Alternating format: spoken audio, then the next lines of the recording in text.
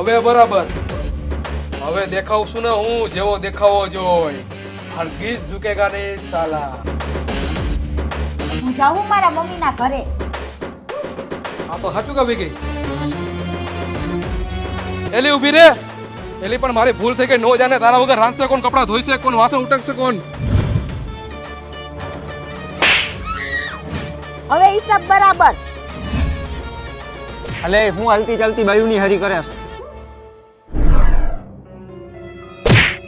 તારી હિંમત કેમ થઈ મારા ઘરવાળાનો કાટલો પકડવાની? कंगारों का अंबर सा लगता है मेरा सामने